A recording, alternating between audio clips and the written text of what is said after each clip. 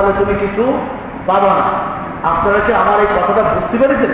মনে হয় বোঝেন। আবার আল্লাহ তাআলা বলছেন যারা শুধু পরকাল চায়, একটু খেয়াল করেন, এ খুব বা লক্ষ্য করতে হবে, কারণ একটা আয়াত এর তরজমা এর তাৎপর্য অনেক ব্যাপক। দুনিয়ায় আল্লাহ তাআলা বলছেন যে যারা শুধু দুনিয়া চায়, বুঝতেছেন কি বলেন তো? শুধু বলেন সবাই, শুধু দুনিয়া চায়, এর ভিতরে আখিরাতের কোনো কিচ্ছু নেই। শুধু দুনিয়া চায়, এদেরকে আল্লাহ তাআলা দুনিয়ায় কিছু দেবেন না, আখিরাতেও কিছু দেবেন না।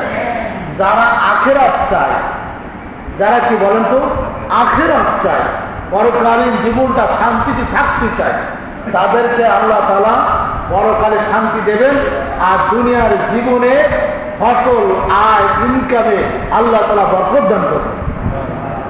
এবার মনে হয় বুঝেছেন, এই জন্য সুবহানাল্লাহ বলেছি।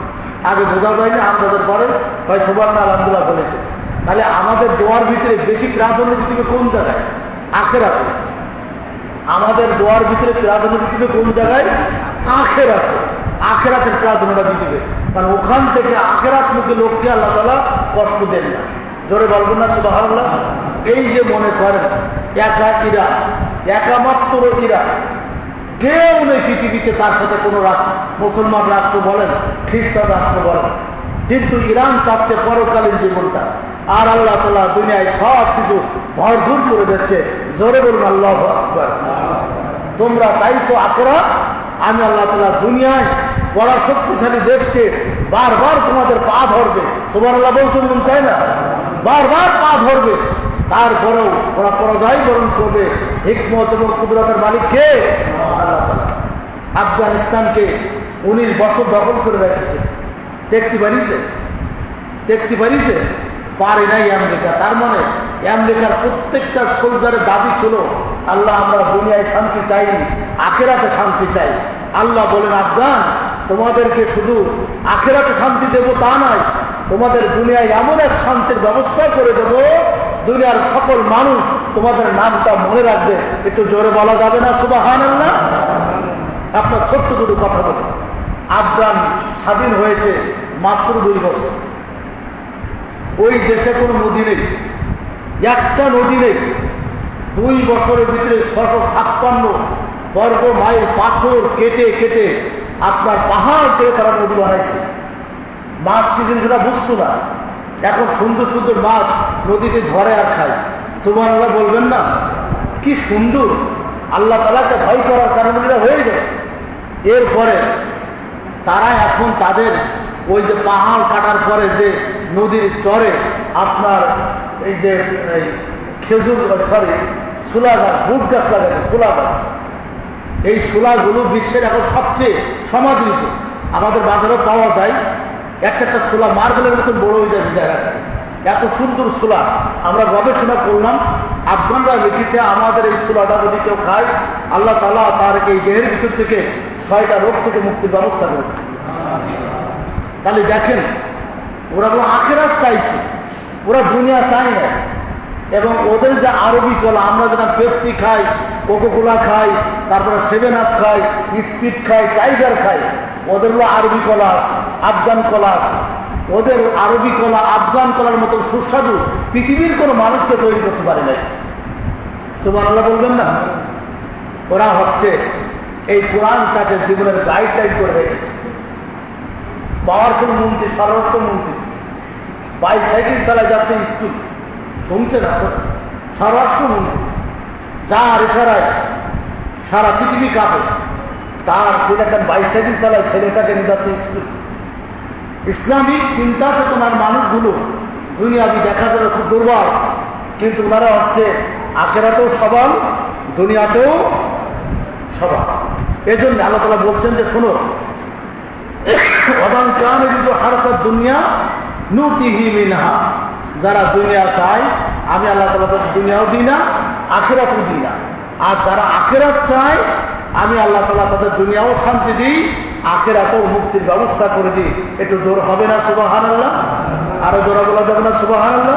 আসেন আমরা আলোচনার দিকে যাচ্ছি।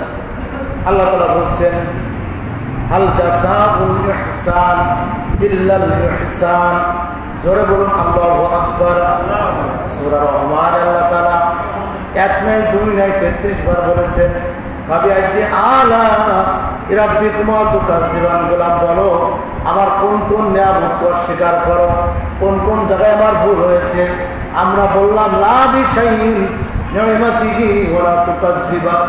ও আল্লাহ তোমার কোন নিয়ামত আমরা অস্বীকার করি না, তোমার সকল কথাগুলো সত্য, তোমার সকল কথাগুলো বাস্তবতা। একটু জোরে বলুন সুবহানাল্লাহ। হাল জাযাউল ইহসান ইল্লাল ইহসান। উত্তম কাজের জন্য উত্তম পুরস্কার, আর ব্যতীত আর কি হতে পারে? ভালো কাজের জন্য ভালো পুরস্কার, মন্দ কাজের জন্য মন্দ পুরস্কার।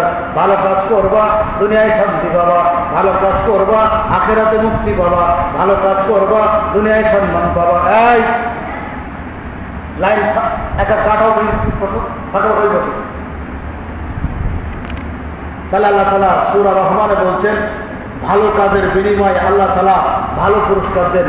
একটু জোর হবে না সুবহানাল্লাহ? আসে এবার হচ্ছে এই আল জাযাউল ইহসান ইল্লাল ইহসান। ইহসানটা কত সুন্দর করে আপনাদেরকে ছোট্ট একটু দোয়া একটু শেখাই দিই। আচ্ছা, ফজরের নামাজ কি পড়া হয় সবারই? একটু কারা কারা পড়ে তো হাত উঁচু করেন তো। লিল্লাহি তাকবীর, আল্লাহু আকবার। যারা পড়েন না তারা পড়ার চেষ্টা করবেন ইনশা আল্লাহ। একটা আমল শেখাই দিই। আমলটা হচ্ছে, আমলটা করে আপনি মরবেন জান্নাতে চলে যাবেন। সুবহানাল্লাহ বলবেন না? জোরে বলবেন না সুবহানাল্লাহ? এই হাদিসটা হচ্ছে ইবনে মাজাহ শরীফের 925 নম্বর হাদিস। একেবারে সহজ বলো, কিন্তু আমলটা আমরা জানি একেবারে সহজ। যারা নামাজি মানুষ, ফজরের নামাজ বিশেষ করে যারা পড়েন খুব খেয়াল করেন, চোখ কান খুলে রাখবেন। আল্লাহুম্মা ইন্নী আসআলুকা ইলমান নাফিয়া ওয়া রিজকান তাইয়্যিবা ওয়া আমালান মুতাকাব্বালা। রাওয়াহু ইবনে মাজাহ। একটু জোরে বলেন সুবহানাল্লাহ। আল্লাহুম্মা বলেন, আল্লাহুম্মা ইন্নী আসআলুকা ইলমান নাফিয়া ওয়া রিজকান তাইয়্যিবা ওয়া আমালান মুতাকাব্বালা। একটু জোরে বলেন সুবহানাল্লাহ। আরেকবার বলেন আল্লাহুম্মা, আবার জোরে জোরে, আল্লাহুম্মা ইন্নী আসআলুকা ইলমান নাফিয়া ওয়া রিজকান তাইয়্যিবা ওয়া আমালান মুতাকাব্বালা। একটু জোরে বলুন সুবহানাল্লাহ। আল্লাহুম্মা ইন্নী আসআলুকা, হে আল্লাহ আপনার কাছে উপকারী জ্ঞান চাই, ইলমান নাফিয়া, যে জ্ঞান আমার উপকার করে সেই জ্ঞানটা তুমি আমার জন্য দান করে দাও। একটু জোর হবে কি সুবহানাল্লাহ। আল্লাহুম্মা ইন্নী আসআলুকা ইলমান নাফিয়া। আল্লাহ যে জ্ঞানে আমি মুক্তি পাই, যে জ্ঞানে আমি জান্নাত পাই, যে জ্ঞানে আমার কষ্ট হবে না, এমন একটা জ্ঞান আল্লাহ তুমি আমার জন্য দান করে দাও। একটু জোরে বলুন আল্লাহুম্মা আমিন। ওয়া রিজকান তাইয়্যিবা। আল্লাহ নামাজের পরে কি খাবো তা তো জানি না। জানি, কথা বলেন না কেন আপনারা? নামাজের পরে কি খাবো তা জানি না। নামাজের পরে ক্ষুধা লাগে। আল্লাহ কোন আল্লাহ রিজকান তাইয়্যিবা, খুব পবিত্র রিজিকের ব্যবস্থা করে দাও। জোর হবে কি সুবহানাল্লাহ। ওয়া আমালান মুতাকাব্বালা।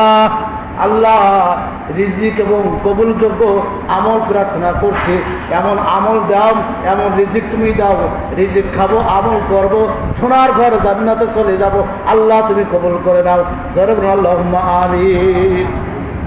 মনে থাকবে না দোয়াটা? কষ্ট হয়ে যাবে, তাই না? এই জন্য ওই যে বাটন ফোন আছে না, এটা রেকর্ডিং করে নেবেন।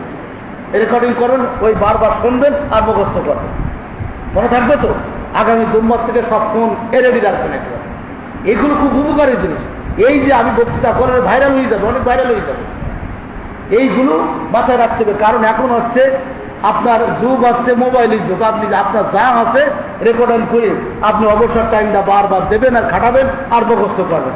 কারো জ্বালাতন করার দরকার নেই। এ হলো মুসলিম শরীফের হাদিস, 925 নম্বর হাদিস, সহিহ হাদিস। একটু জোরে বলা যাবে না সুবহানাল্লাহ? তাহলে আরেকবার আমরা পড়ি আল্লাহুম্মা ইন্নী আসআলুকা ইলমান নাফিয়া ওয়া রিজকান তাইয়্যিবা ওয়া আমালান মুতাকাব্বালা। মুসলিম শরীফের হাদিস। হাদিসের নাম কি? মুসলিম শরীফ।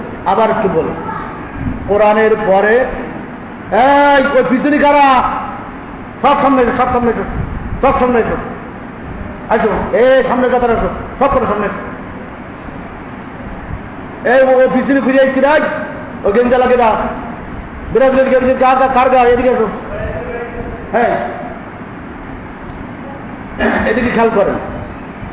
তাহলে আমরা অবশ্যই দুনিয়ায় শান্তি পাবো, আখেরাতে কি পাবো? জোরে বলেন। আখেরাতে মুক্তি পাবো। ঘুমাইতেছে সবাই? একটু জোরে বলেন তো আল্লাহু আকবার। আরো জোরে বলেন তো আল্লাহু আকবার। আর একটা হাদিসের কথা বলি, আপনারা সবাই জানেন না ওযু ভঙ্গের কারণ কয়টি? জানেন না? তাও 7টি। ওযু ভঙ্গের কারণ কয়টি? সবাই বলেন। জাহান্নাম কয়টি? 7টি। বাবা আপনি বলবেন কেন? জাহান্নাম 7টি। জাহান্নাম কয়টি? ওযু ভঙ্গের কারণ কয়টি? এ ওয়াজ করা লাগবে? ওযু ভঙ্গের কারণ কয়টি? শোনেন, আপনারা যে জবান বন্ধ করে রেখেছেন কেন? কথা বলতে অসুবিধা কোন জায়গায়? ওযু ভঙ্গের কারণ কয়টি? বোঝা যাচ্ছে বেরা?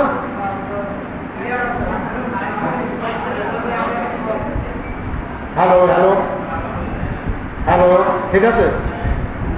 হ্যাঁ, মাঝে সাঝে মানে কথা আওয়াজ কাটি কাটি এসতেছে, তাই না? এর হয়তো সব মাঠে ময়দানে মরে যাবে না, কাজে তো লাগবে না দেখতেছি। হঠাৎ তো সাউন্ড কমে গেছে। এবার কি বোঝা যাচ্ছে? বোঝাতে নেই এখানে কেউ। আচ্ছা, 16 বলছি। ওযু ভঙ্গের কারণ 7টি। ওযু ভঙ্গের কারণ কয়টি? সবাই শুনতে পাচ্ছেন? ওযু ভঙ্গের কারণ 7টি। জাহান্নাম কয়টি? 7টি। 7 কি মিল আছে? আছে। ওযু ভঙ্গের কারণ 7টির ভিতরে 4 নম্বর হচ্ছে ঘুমালে উযু ভেঙে যায়। 4 নম্বর কারণ কি বলেন তো? সবাই বলেন। ঘুমালে উযু ভেঙে যায়। মসজিদের খতিবের দায়িত্ব হচ্ছে একটা মুসাল্লি যেন ঘুম না পড়ে। কথা বলে না খারাপ করে? তাই তো আমার আওয়াজ একটু জোরে হয়। আমি নরম শরীর ওয়াজ, আমরা বর্তমানে দেখার কম করতে পারি না। কেন জোরে কথা বলি? আপনাদের ঘুমটা ভাঙার জন্য। কারণ মসজিদ হচ্ছে শান্তির জায়গা, আসলেই ঘুম আসে। আর ঘুমটা কি করতে হবে না ঘুম থেকে জাগ্রত থাকতে হবে? তাহলে জাহান্নাম 7টি, ওযু ভঙ্গের কারণও 7টি। বিনা উযুতে যদি কেউ নামাজ পড়ে সেই লোকটা জাহান্নামে চলে যাবে। একটু জোরে বলুন নাউযুবিল্লাহ। এই জন্য জুম্মার খুতবায় অন্তত 2 মিনিট পর পর একটু মুসাল্লিরা সুবহানাল্লাহ আলহামদুলিল্লাহ বলবে। এটা আমাদের কথা না, আমাদের শায়েখরা বলেছেন তোমরা যারা খতিব অবশ্যই মুসাল্লিদেরকে আপন কলিজার চাইতে আপন করে নেবা এবং তাদেরকে টার্গেট নেবা। তুমিও জাহান্নাম থেকে মুক্তি হবা এবং মুসাল্লিদেরকে জাহান্নাম থেকে মুক্তির ব্যবস্থা করবা। সুবহানাল্লাহ বলবেন না? এই বক্তৃতা করেছেন কে জানেন? বাইতুল মুকাররম জাতীয় মসজিদের খতিব মাওলানা ওবায়দুল হক রহমতুল্লাহ আলাইহি, যিনি আমির জামাত নিজামী সাহেব উস্তাদ ছিলেন, যিনি শাইখুল হাদিস আল্লামা আজিজুল্লাহ কুজুরের উস্তাদ ছিলেন, যিনি আল্লামা সাঈদীর উস্তাদ ছিলেন, এমন একজন আলেম এই বক্তৃতা করেছেন। একটু জোরে বলা যাবে না আলহামদুলিল্লাহ? এজন্য জুম্মার বক্তৃতা, যে জুম্মার খতিবের বক্তৃতা মুসাল্লি বুঝবো না, মুসাল্লি ঘুম পড়লো, ঘুমানো অবস্থায় মুসাল্লি নামাজ পড়লো, এই মুসাল্লিটা কাফের হয়ে যাবে। কি হবে বলেন তো? জোরে বলেন, কি হবে? কাফের হবে। এই কারণে আমাদের আওয়াজটা একটু জোর হবে। তাহলে উযু ভঙ্গের কারণ কয়টি? 7টি। তাহলে ঘুম কি পড়া যাবে? একটু হাত উঁচু করে দেখান তো সবাই। জি, সবাই হাত উঁচু করেন। লিল্লাহি তাকবীর। তাহলে কি ওয়াজ করবো এবার? জি হ্যাঁ, কথা বলবেন না, মুখ বন্ধ রাখেন। আমার চেয়ে ভালো বক্তৃতা করতে পারলে সেইখানে বক্তৃতা করবে।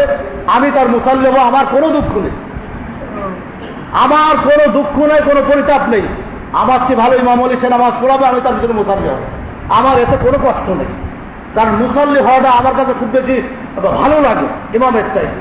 এর জন্য অধিকাংশ মসজিদে যায় তাকবীর শুরু হওয়ার পরে, কারণ তাকবীর হলে ও ইমামরা টানাটানি করে, ও দরকার কি মুসল্লি হই, ওতে বরকত হবে। আলহামদুলিল্লাহ বলেন। এটা বলে আমি দেখবেন আমার সাথে যারা থাকেন তারা জানে এইগুলো। তাহলে আমরা আলোচনা শুরু করছি। আমাদের মিশন হচ্ছে আজকে দুনিয়ার জন্য আল্লাহর কাছে দোয়া করব না, দোয়া করব আখিরাতের জন্য। পুরস্কার পাবো দুনিয়ায় এবং আখিরাতে। ওমর রাদিয়াল্লাহু তাআলা আনহু বিশ্বনবীর দ্বিতীয় খলিফা, যার প্রশংসা আল্লাহ তাআলা করে 11টা আয়াত নাযিল করেছেন। জোরে বলবেন না সুবহানাল্লাহ? 11টা আয়াত নাযিল করেছেন। ওমর রাদিয়াল্লাহু তাআলা দেখলেন আবু বকর রাদিয়াল্লাহু তাআলা মসজিদের ইমামতি করছেন, নামাজ পড়াইছেন।